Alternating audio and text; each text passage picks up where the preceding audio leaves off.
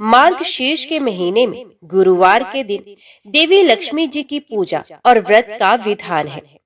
वैसे तो आम दिनों में शुक्रवार के दिन महालक्ष्मी देवी की पूजा की जाती है, लेकिन इस महीने में गुरुवार के दिन भी महालक्ष्मी जी की पूजा की जाती है।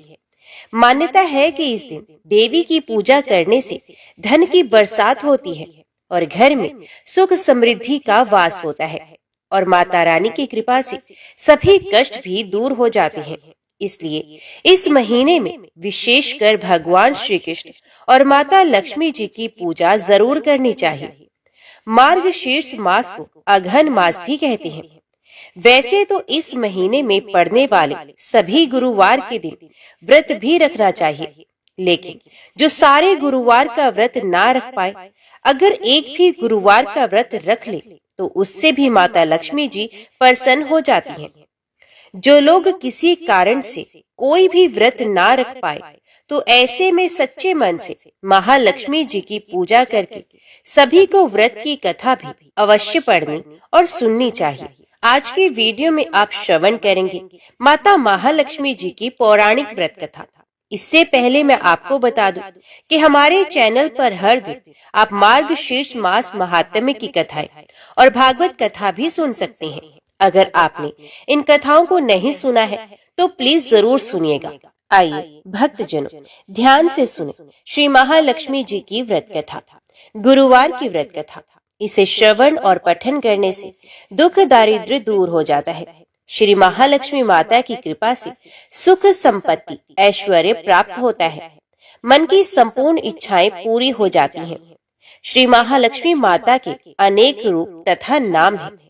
भूतल में वे छाया, शक्ति, तृष्णा, शांति, जाति, लज्जा, श्रद्धा, कांति, वृत्ति, समृद्धि, दया, तुष्टि, माता, अधिष्ठात्री एवं लक्ष्मी के रूप में स्थित हैं।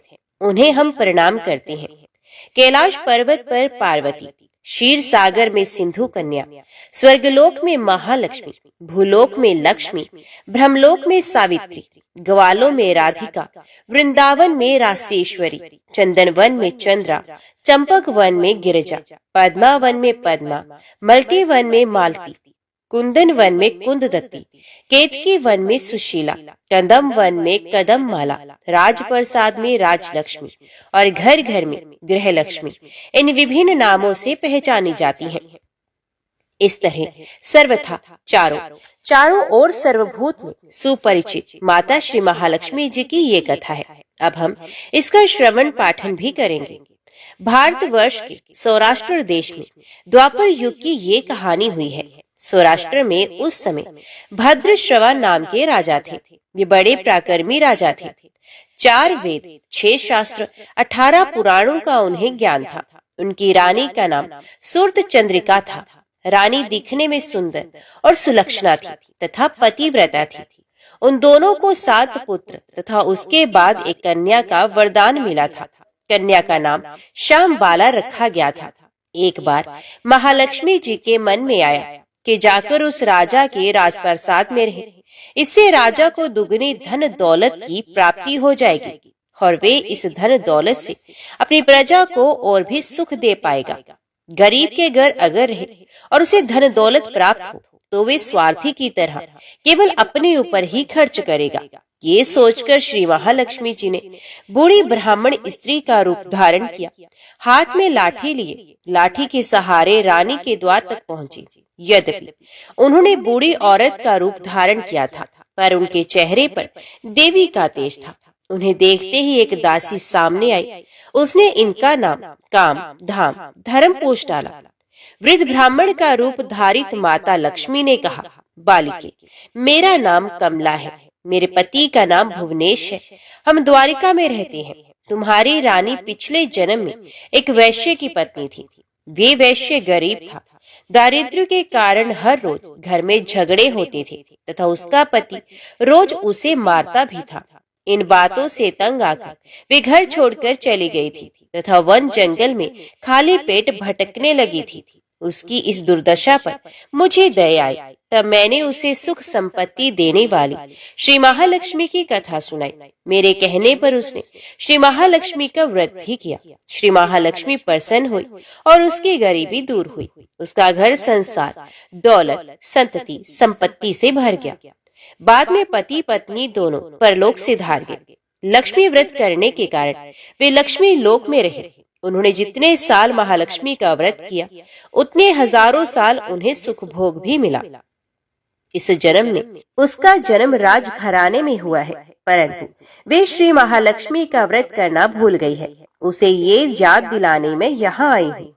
बुढ़िया की बातें सुनकर दासी ने उन्हें प्रणाम किया तथा श्री महालक्ष्मी का व्रत किस तरह किया जाए इस बारे में पूछा।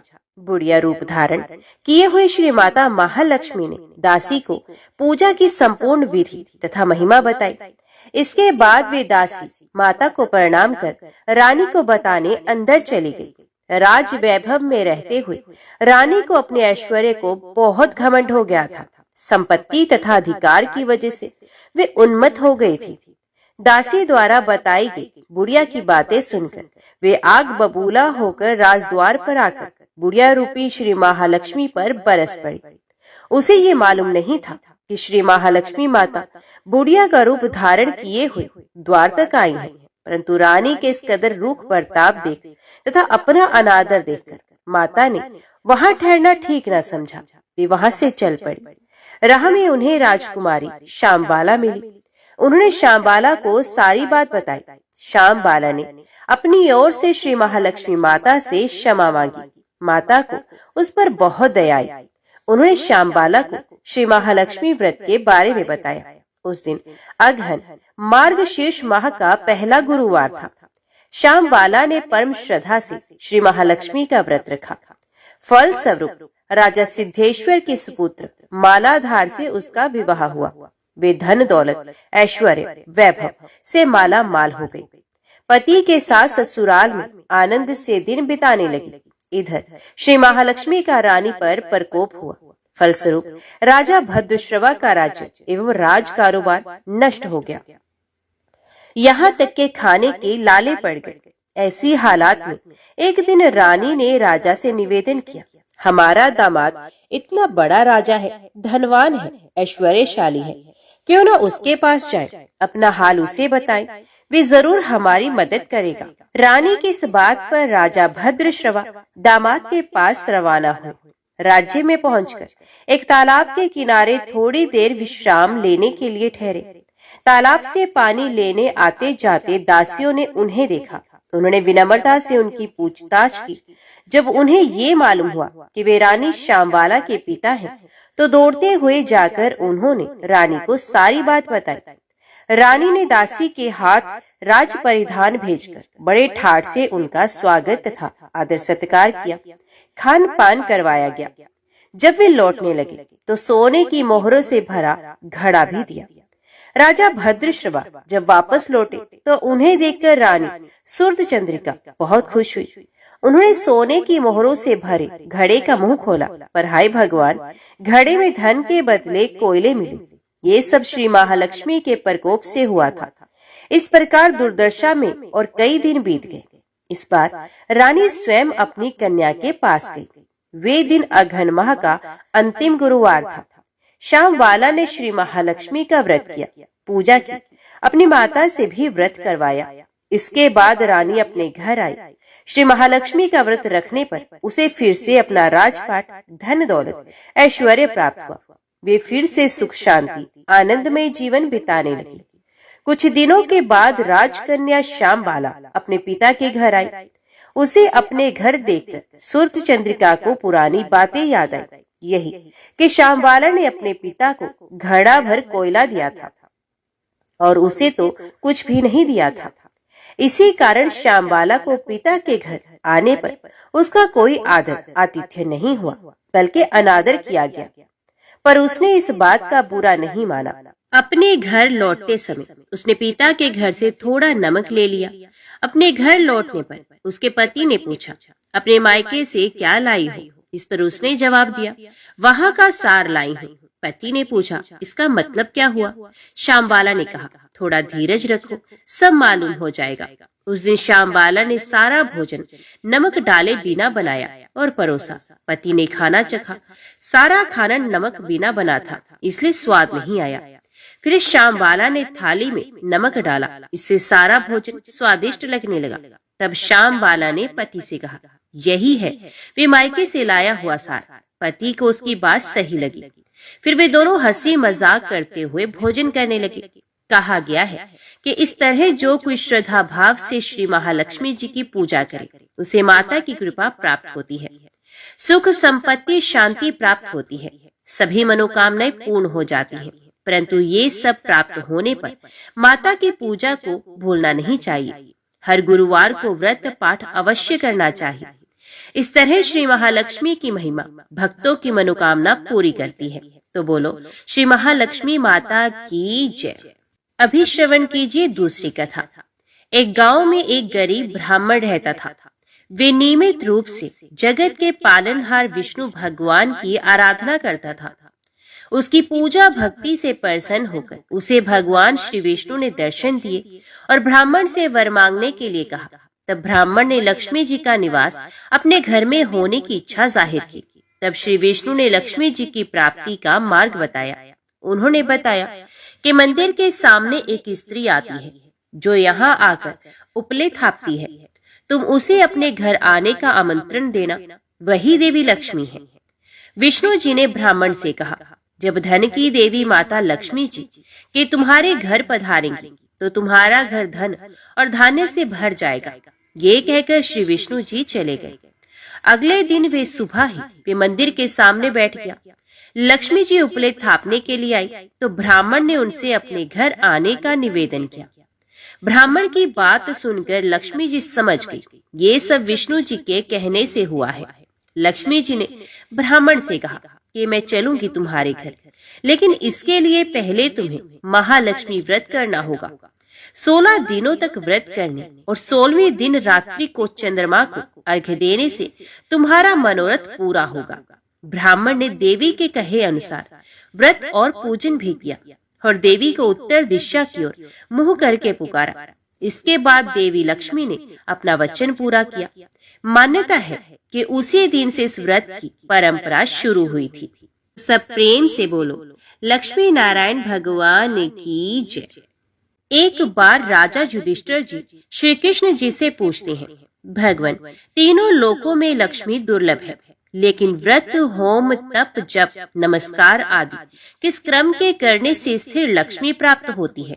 भगवान, आप सब कुछ जानने वाले हैं, इसलिए कृपा कर इसका वर्णन करें।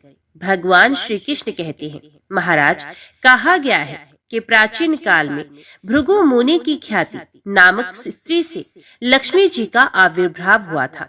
भृगु जी ने विष्णु जी के साथ लक्ष्मी का विवाह कर दिया था। लक्ष्मी जी भी संसार के पति विष्णु जी को अपने वर रूप में प्राप्त कर अपने को कृतार्थ समझने लगी। इसके बाद वे अपनी कृपा कटाक्ष से संपूर्ण जगत को आनंदित करने लगी। अब लक्ष्मी जी के प्रभाव से ही प्रजा में क्षेम व सुभिक्ष होने लगा। सभी उपद्रव शांत हो गए। ब्राह्मण हवन करने लगे। देवगण अवश्य भोजन प्राप्त करने लगे। राजा प्रसन्नता पूर्वक चारों वर्णों की रक्षा करने लगे। अब देवताओं को अति आनंद में निमग्न देखकर विरोचन जैसे दैत्यगण लक्ष्मी की प्राप्ति के लिए तपस्या तथा यज्ञ आदि करने लगे। वे सब सदाचारी व धार्मिक हो गए और फिर दैत्यों के पराक्रम से सारा संसार आक्रांत हो गया। कुछ समय के बाद देवताओं को लक्ष्मी का मद हो गया। अब वे शौच, पवित्रता, सत्यता और सभी उत्तम आचार भूलने लगे। देवताओं को सत्यशील तथा पवित्रता से रहत देखकर लक्ष्मी जी दैत्यों के पास चली गई और देवगण श्री विहीन हो गए। दैत्यों भी लक्ष्मी जी को पाने पर बहुत गर्व से भर गए और वे कहने लगे, मैं ही देवता हूँ, मैं ही यज्ञ हूँ, मैं ही ब्राह्मण हूँ, संपूर्ण जगत मेरा ही स्वरूप है। ब्रह्मा विष्णु इंद्र आदि सब मैं हूँ। इस तरह से दैत्य अहंकार से युक्त होकर अनेकों प्रकार के अनर्थ करने लगे। अब अहंकार से मत भ्रष्ट दैत्यों की भी ये दशा देख लक्ष्मी जी व्याकुल हो क्षीर सागर में चली गई। क्षीर सागर में लक्ष्मी जी के प्रवेश करने से तीनों लोग श्री विहीन होने से निस्तेज से हो गए। अब देवराज इंद्र ने अपने गुरु बृहस्पति से पूछा, महाराज कोई ऐसा व्रत या अनुष्ठान बताएं जिसके करने से पुनः स्थिर लक्ष्मी जी की प्राप्ति हो जाए। इंद्रराज की बात सुनकर बृहस्पति जी कहते हैं, देवेंद्र मैं आपको अत्यंत गोपनीय श्री गुरुवार लक्ष्मी व्रत का विधान बताता हूँ, जिसे करने से आपका अभिष्ट सिद्ध होगा। ऐसा कहकर देवगुरु बृहस्पति ने देवराज इंद्र को व्रत की सारी विधि बताई। बृहस्पति जी के कहे अनुसार इंद्र ने इस व्रत का विधिवत आचरण किया।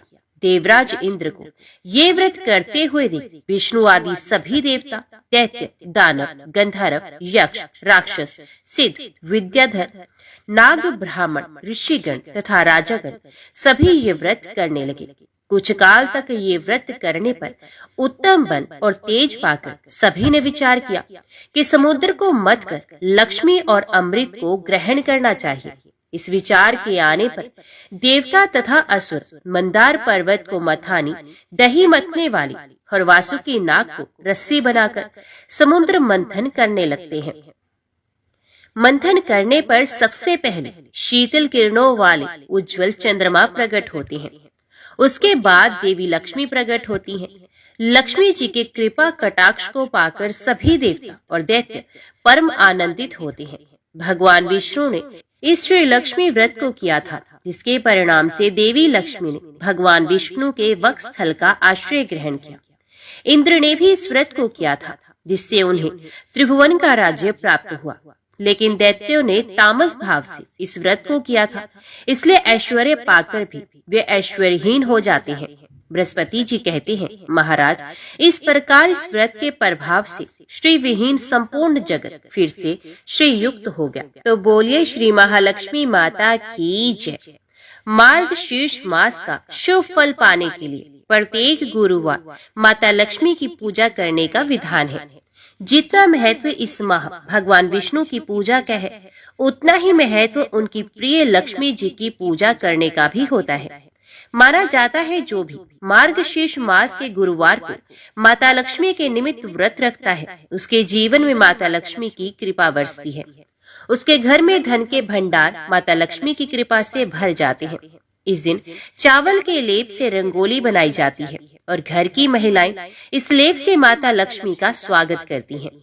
यदि माता लक्ष्मी को मार्गशीर्ष माह में आपने अपनी भक्ति से प्रसन्न कर लिया तो माना जाता है ऐसे लोगों पर कभी गरीबी का साया नहीं मंडराता और माता लक्ष्मी का अखंड आशीर्वाद सदैव के लिए उस भक्त पर बना रहता है। इसी के साथ इस महीने तुलसी के पेड़ के पास रोज शाम को सूर्यास्त के बाद घी का दीपक जलाना चाहिए। इससे माता लक्ष्मी और भगवान विष्णु दोनों का ही आशीर्वाद मिलता है।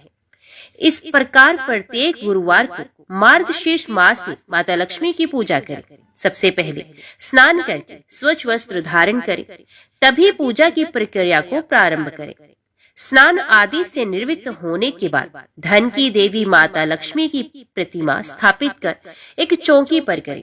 उसके बाद कुमकुम, चावल, रोली, फूल, मेवे, मिठाई आदि उनको अर्पित करें।